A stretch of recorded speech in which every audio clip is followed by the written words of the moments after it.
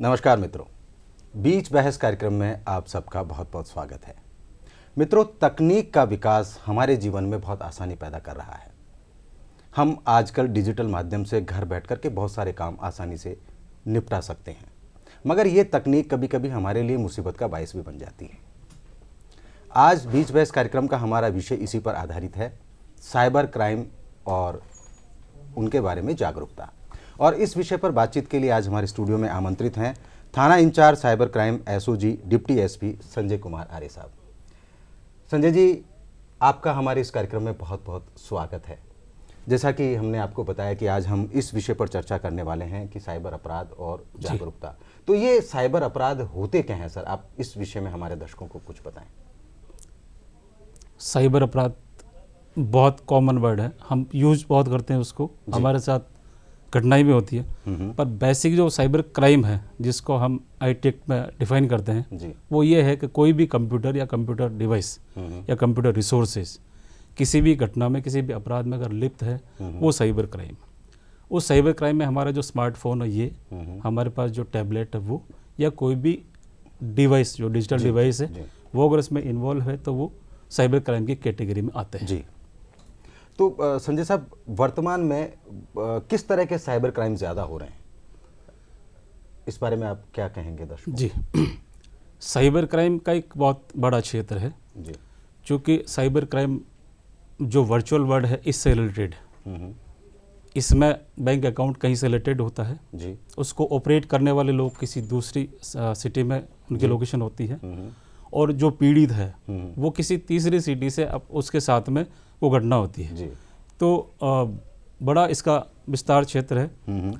पर जिस प्रकार के केस हमारे पास साइबर क्राइम में रजिस्ट्रेशन के लिए आते हैं उसमें बेसिकली एक लॉटरी फ्रॉड, आपके इतने लाख रुपए की लॉटरी निकली है, फिर उससे विभिन्न प्रकार के वो जो टैक्सेज हैं उनके माध्यम से वो चीटिंग करके उनसे पैसा वो ले लेते हैं।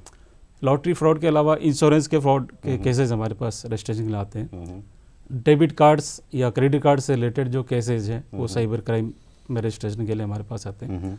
इसके अलावा प्रेजेंट में जो ऑनलाइन बहुत सारी जो कंपनी है जो अपना बिजनेस और व्यापार करती हैं उसके द्वारा भी फ्रॉड के केसेस आते हैं। और नया जो ट्रेंड चल रहा है अभी क्रेडिट कार्ड और ये आपका जो है सेक्सटॉर्शन, मतलब सेक्सुअली हरासमेंट जो इसके केसेस भी काफ़ी बढ़ रहे हैं।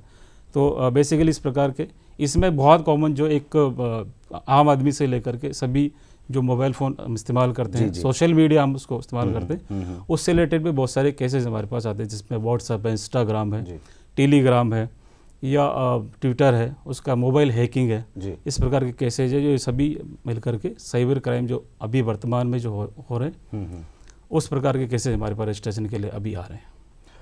संजय जी, जो आपने सेक्सुअल हरेसमेंट की बात की, अभी कुछ दिनों पहले मेवात का क्षेत्र काफ़ी बदनाम रहा है इस विषय में। वहाँ पे इस तरह की बहुत सारी घटनाएं, मतलब बहुत सारे गैंग बने हुए हैं जो इन घटनाओं को अंजाम देते हैं। तो लोग कैसे अवेयर हैं, कैसे बचे उनसे, इसके बारे में आप क्या कहेंगे? साइबर क्राइम का बेसिकली हमारे राजस्थान में 3 जिले हैं, जिसमें आपका अलवर, भरतपुर, भिवाड़ी जी, 2 जिले उत्तर प्रदेश के हैं और 1-2 डिस्ट्रिक्ट हरियाणा के, जो ये पूरा जो क्राइम प्रोन जोन है जी, जिसको जो साइबर क्राइम के लिए बहुत बड़ा अभी चैलेंज बना हुआ है। तो उसके लिए सबसे बड़ी समस्या तो ये आती है कि पहले तो किसी भी पीड़ित के साथ भी कोई घटना होती है तो वो अपनी रिपोर्ट कहाँ पे दर्ज करें। बिल्कुल बिल्कुल सही बात है। बेसिकली साइबर क्राइम को लेकर के हमारे पास जो पुलिस का जो सेटअप है वो साइबर क्राइम पुलिस स्टेशन है। हम किसी भी साइबर क्राइम पुलिस स्टेशन में अपनी FIR दर्ज करवा सकते हैं। आपका जो लोकल पुलिस स्टेशन है वहाँ पे आप अपनी FIR दर्ज करवा सकते हैं। और ऑनलाइन भी गवर्नमेंट ऑफ इंडिया और राजस्थान गवर्नमेंट की तरफ से फैसिलिटी है कि आप अपनी कंप्लेंट्स वहाँ पे दर्ज करवा सकते हैं जी। तो इसमें अगर मैं डिटेल में बात करूं तो 155-260 एक लैंडलाइन नंबर है। बेसिकली साइबर क्राइम रिलेटेड से कंप्लेंट ही दर्ज होती है और सामान्य 155 और 260 जो लैंडलाइन नंबर है, इस पे हम सीधी कॉल करके अपनी जो समस्या, अपनी जो परेशानी वो बता सकते हैं। इस पे आपकी FIR दर्ज हो सकती है। एक गवर्नमेंट ऑफ इंडिया का पोर्टल है, उस पे FIR दर्ज करवा सकते हैं। और राजस्थान पुलिस की जो वेबसाइट, उसका जो पोर्टल है उसका नाम आप दर्शकों को बताना चाहेंगे? cybercrime.gov.in जी। तो वो एक पोर्टल है जिसपे आपको पहले अपना रजिस्ट्रेशन करवाना पड़ेगा, उसके बाद आप अपनी कंप्लेंट्स उस पर दर्ज करवा सकते हैं और वो जो कंप्लेंट है आपकी संबंधित पुलिस थाने में वो पहुंच जाती है। उसके बाद पुलिस अपनी इन्वेस्टिगेशन की कार्रवाई है वहाँ से स्टार्ट करती है। संजय जी, बहुत सारे दर्शक जो हैं या बहुत सारे लोग हैं वो टेक्निकली इतने स्ट्रांग नहीं होते हैं, नहीं जान पाते हैं जब वो ठगे जाते हैं। सबसे पहले तो वो इतने मेंटली अपसेट हो जाते हैं, उन्हें समझ ही नहीं आता कि हमको करना क्या है जी। तो अगर किसी के साथ इस तरह की दुर्घटना हो जाती है तो उसको सबसे पहले नज़दीकी क्या स्टेप अपनाना चाहिए, वो तत्काल क्या कार्रवाई करे ताकि वो या तो जो घटना उसके साथ हुई है उससे वो पैसा गया उससे वो रिकवर कर पाए, या ऐसा क्या करे कि वो तत्काल कोई कार्रवाई ताकि वो बचे उस घटना से? साइबर क्राइम के मामलों में अमूमन जो पीड़ित है उसको काफ़ी समय बाद पता चलता है कि उसके साथ ठगी की गई। जी जी। मेरा सबसे ये निवेदन है कि अगर आप 24 घंटे के भीतर किसी भी साइबर क्राइम पुलिस स्टेशन में या साइबर क्राइम सेल में जाकर के जी आप अपनी अप्रोच करते हैं, वहाँ अपनी बात बताते हैं, तो जो नोडल एजेंसी है जिसके माध्यम से आपका पैसा आपके खाते से निकल के गया है जी, उन तक पुलिस अपनी अप्रोच करेगी और उस पैसे को वो जो पेमेंट गेटवेज है उनके पास वो होल्ड पे रखवाते हैं। तो वहाँ संभावना आपकी होती है कि वहाँ आपका पैसा, अगर आप 24 घंटे में पुलिस रिपोर्ट करवा पाते हैं तो वो पैसा आपका रुक सकता है या फ्रीज हो सकता है या आपका रिफंड भी हो सकता है। इस प्रकार के काफ़ी केसेज हमारे पास विद इन टाइम आए तो हमने काफ़ी प्रयास किए गए।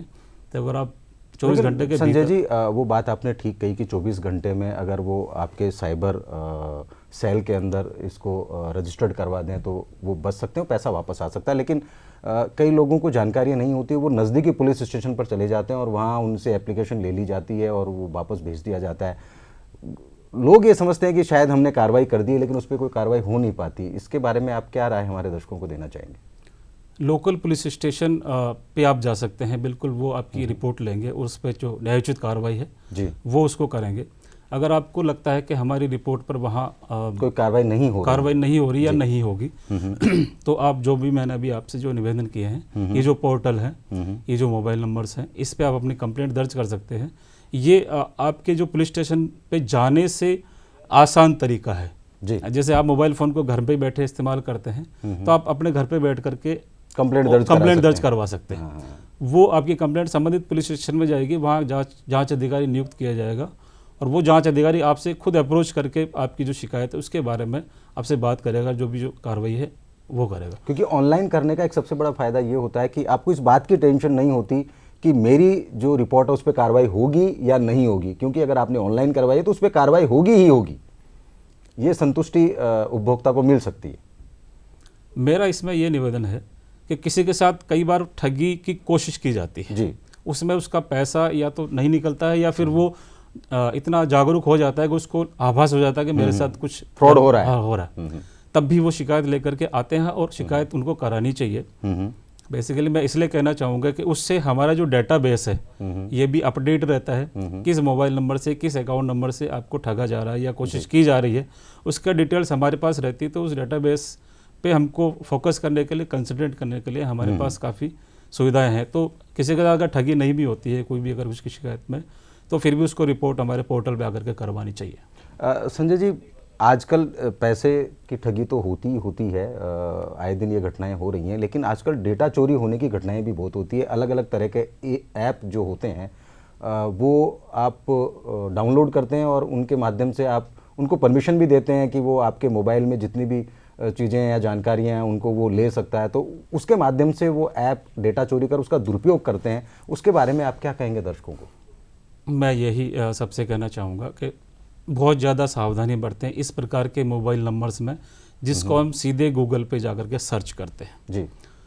जैसे अगर हमको किसी भी नोडल अधिकारी से बात करनी है, किसी भी बैंक के मैनेजर से हमको उसका कॉन्टैक्ट नंबर चाहिए, उसका हेल्पलाइन का नंबर हमको चाहिए, तो हमको उसका जो पोर्टल है उस बैंक का, उस एजेंसी का, उसको पहले सर्च करना चाहिए गूगल पे जी।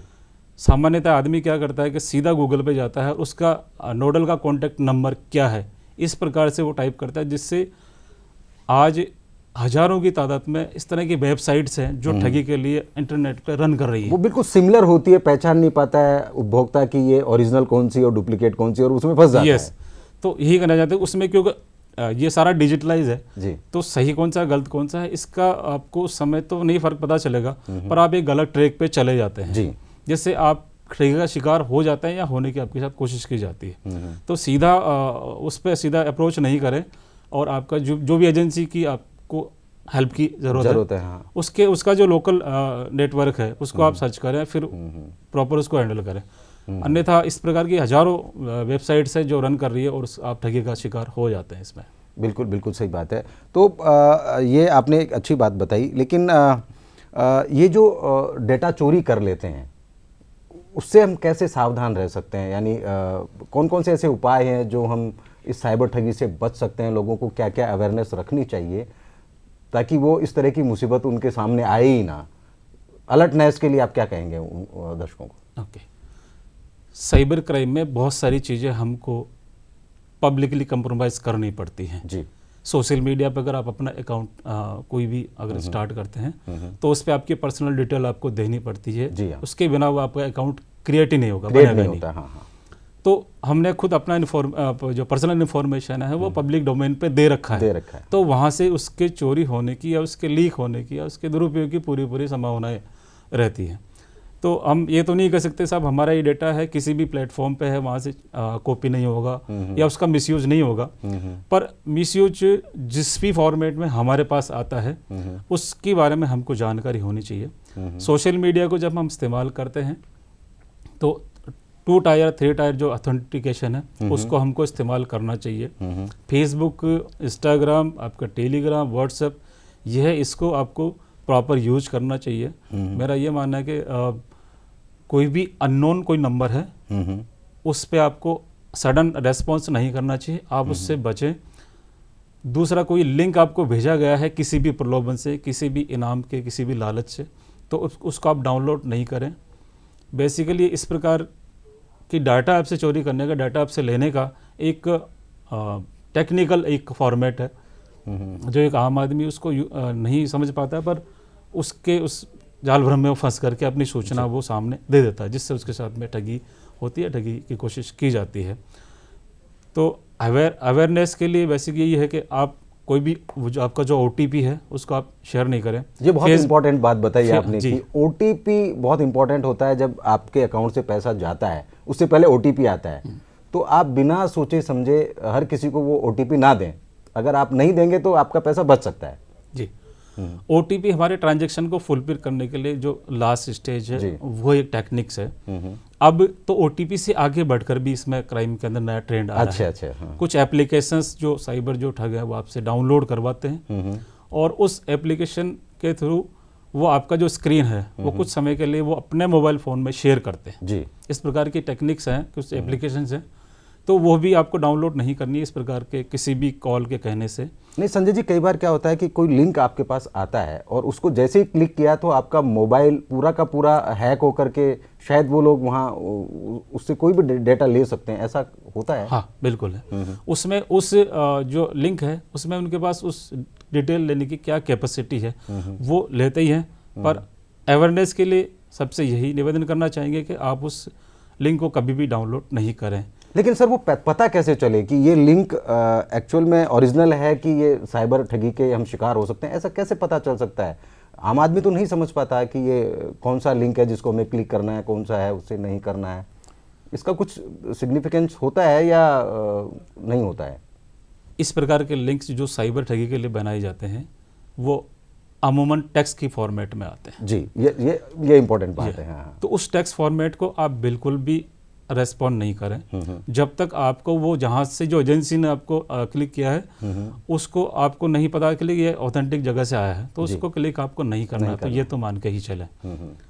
दूसरा, ये जो मोबाइल नंबर से जनरली कॉल करते हैं अननोन नंबर है, आउट ऑफ स्टेट के जो नंबर्स आते हैं उस पर भी आप रेस्पॉन्स नहीं करें, क्योंकि आपको वो उस प्रकार की बातों में फंसा करके अपने जाल में लेकर के कुछ प्रलोभन दे करके वो आपसे कुछ इन्फॉर्मेशन या तो लेंगे।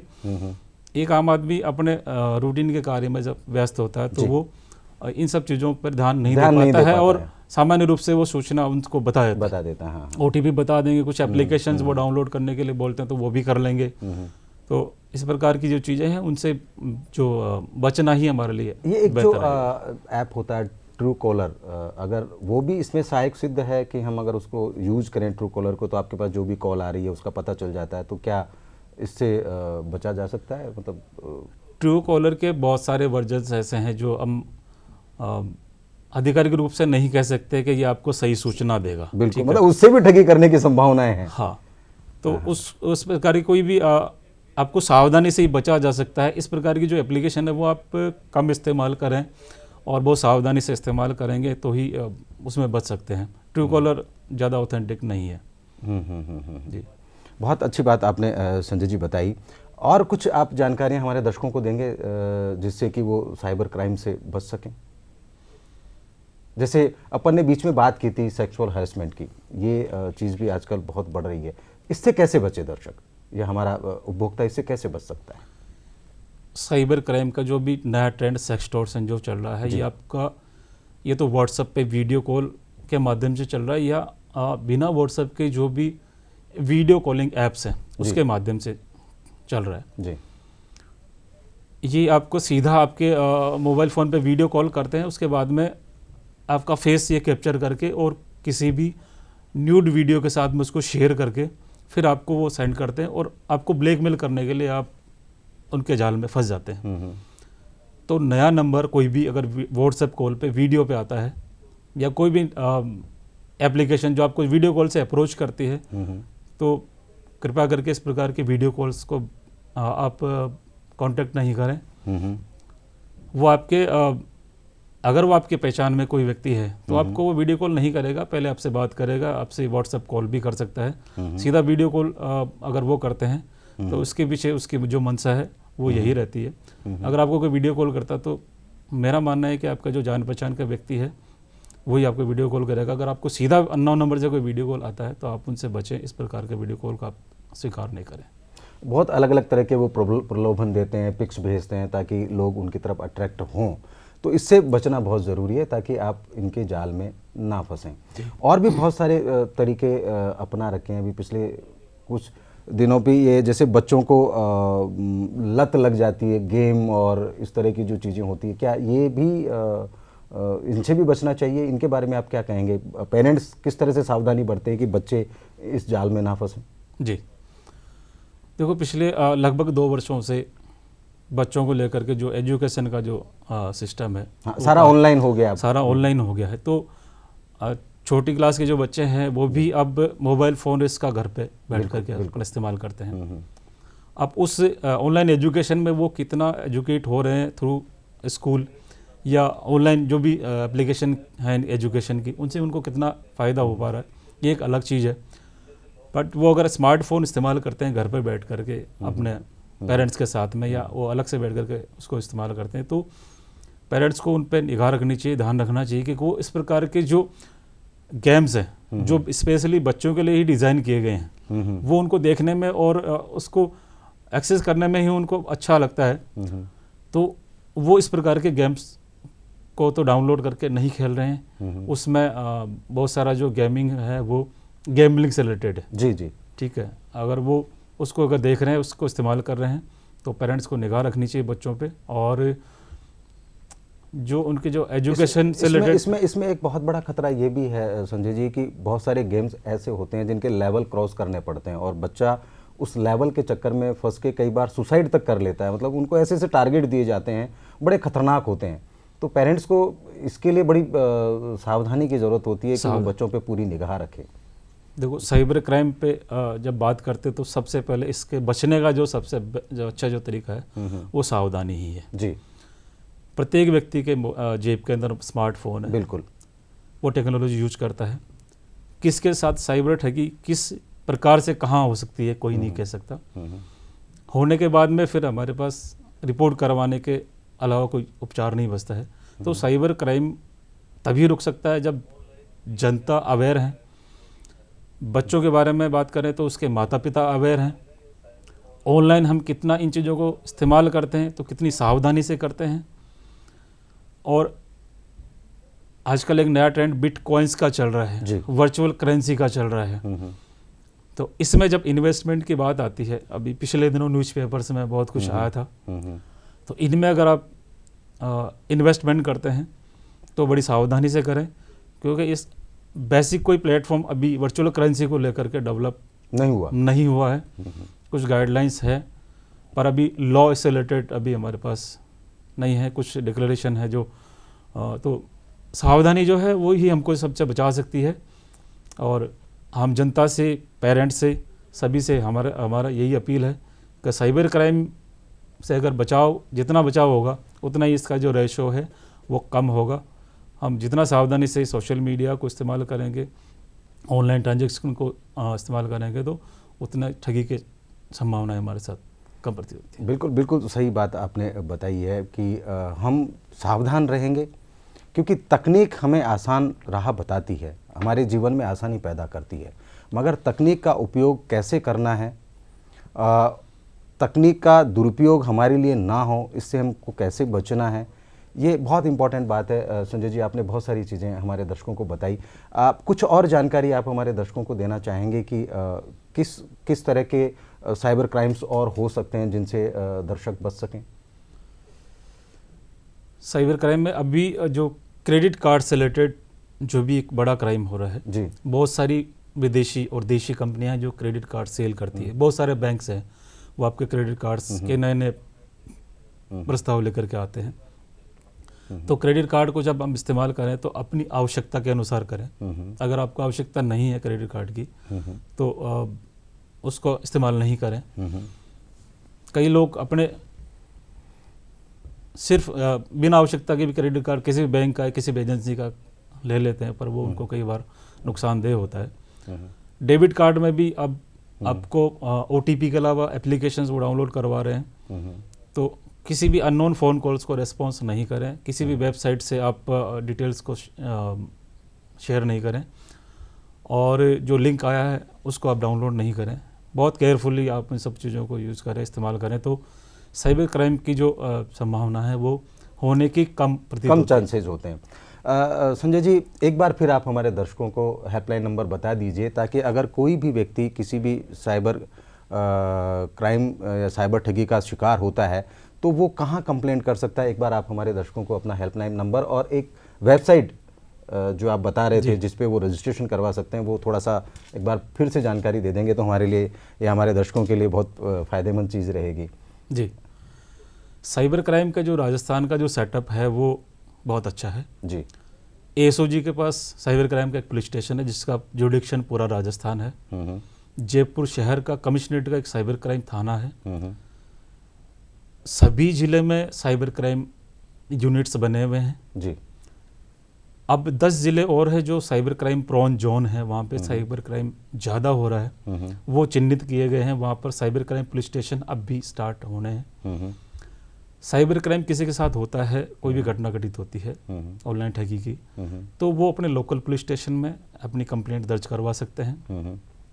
उसको ऐसा प्रतीत होता है कि वहाँ से उसकी रिपोर्ट पर कुछ यथोचित कार्रवाई नहीं हो पा रही है, तो वो भारत सरकार या राजस्थान सरकार के जो ऑनलाइन रिपोर्टिंग के जो फैसिलिटी हैं उनका वो इस्तेमाल कर सकता है। वो आप एक बार लिंक आप बता देंगे कि किस पे जाके वो अपनी कंप्लेंट दर्ज करा सकते हैं, कौन से वाले लिंक वो यूज करें। वो एक टोल फ्री नंबर जो होता है आपका, वो नंबर आप हमारे दर्शकों को बताएं कि अगर वो ठगी के शिकार होते हैं तो सबसे पहले वो यहाँ पे इस नंबर पे कॉल करके अपनी रिपोर्ट दर्ज करा सकते हैं। वो एक बार हमारे दर्शकों के लिए आप बता दीजिए।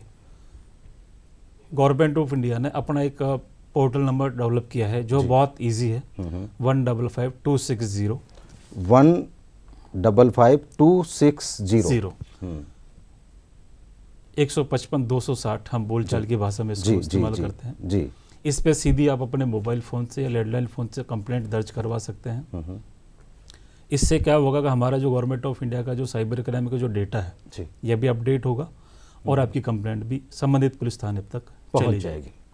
दूसरा, साइबर क्राइम का गवर्नमेंट ऑफ इंडिया का MHA का एक वेबसाइट है, उस पर भी आप सीधी रिपोर्ट करवा सकते हैं अपनी।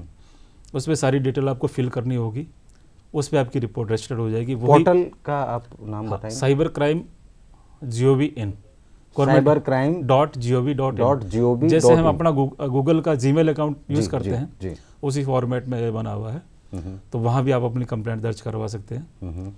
साइबर क्राइम SOG का पुलिस स्टेशन है, SOG राजस्थान साइबर क्राइम के लिए नोडल एजेंसी है, तो वहाँ पे भी आप अपनी कंप्लेंट दर्ज करवा सकते हैं।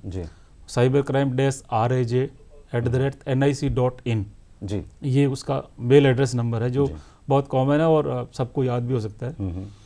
बीच बीच में हम लोग पम्पलेट्स पे या न्यूज़ प्रिंट मीडिया के थ्रू इन सब जो सर्कुलेट भी करते हैं, इस पे आप अपनी कंप्लेंट दर्ज करवा सकते हैं। इन सब में भी अगर कोई नहीं आपको लगता है तो 100 नंबर तो सबके पास फैसिलिटी है। सीधा 100 नंबर आप पुलिस को अप्रोच करें, 100 नंबर पे भी डायल करके हाँ, आप बता डायल करके सकते आप अपनी शिकायत दर्ज करवा सकते हैं। वहाँ से जो भी लोकल पुलिस स्टेशन है वो आपको रिस्पॉन्स करेगा, उस आपकी जो भी कार्रवाई है उस पर आगे एक्शन लिया जाएगा। अगर उनको कोई टेक्निकली आवश्यकता है तो उनके जिलों में साइबर सेल और साइबर यूनिट बने हुए हैं, वहाँ से वो टेक्निकल चीज़ों में अपनी मदद ले सकते हैं। बहुत अच्छी बातें संजय जी आपने हमारे दर्शकों को बताई है कि हम किस तरह से साइबर क्राइम से बच सकते हैं, और अगर साइबर क्राइम के जो है ठगी के शिकार होते हैं तो हम कहाँ हमको कंप्लेंट करनी चाहिए। संजय जी आप हमारे स्टूडियो में आए, बहुत अच्छी जानकारी हमारे दर्शकों के लिए दी, इसके लिए आपका तहे दिल से हम शुक्रिया अदा करते हैं। नमस्कार। नमस्कार, थैंक यू सर।